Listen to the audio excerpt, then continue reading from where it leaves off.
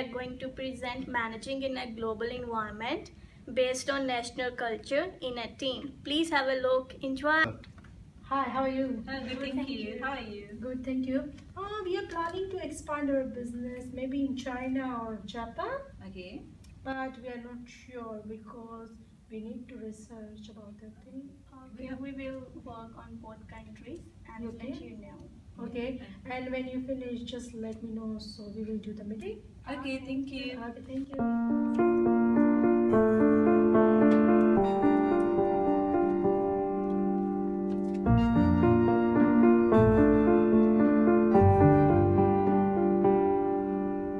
Hi guys, how are you? Good, thank you. Yeah, what's happened?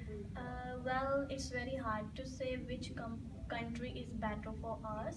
Yeah, why? What's happened? Because it's very hard competition between these two countries Okay. as compared to in China and Japan. Okay. Yeah, see the power distance is much more higher in the China as compared to Australia and Japan because the people are more formal. I think so. Yeah.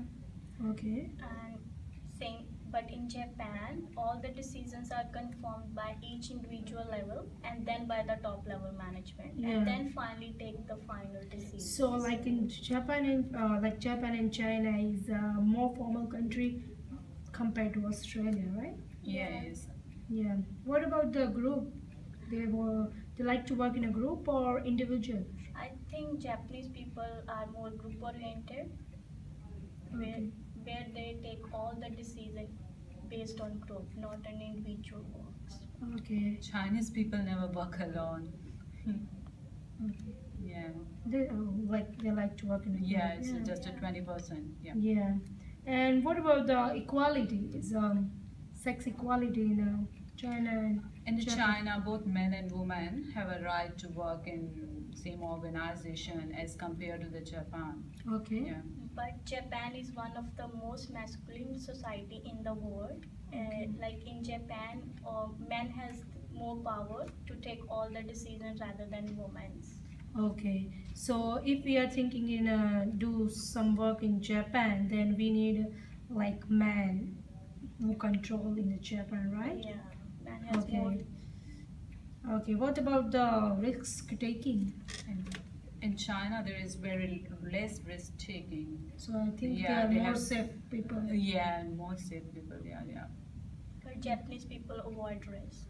So they are just They are more predictable and controllable for the future.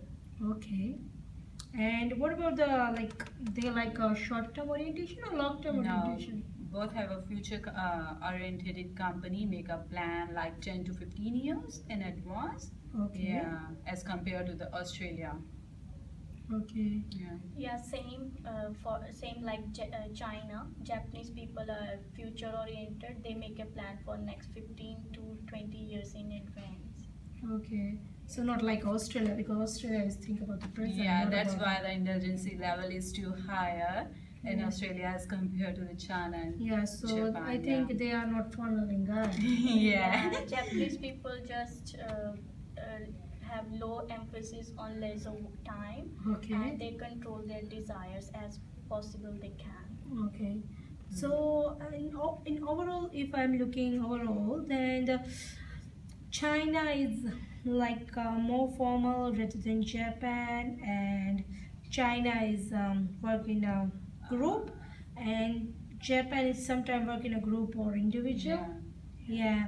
Masculinity for the China is like similar to With Australia, yeah. as Australia, but Japan is higher.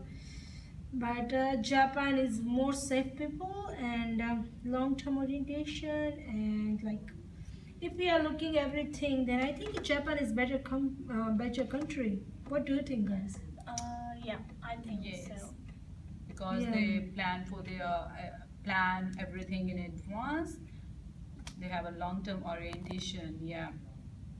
Okay. Thank you.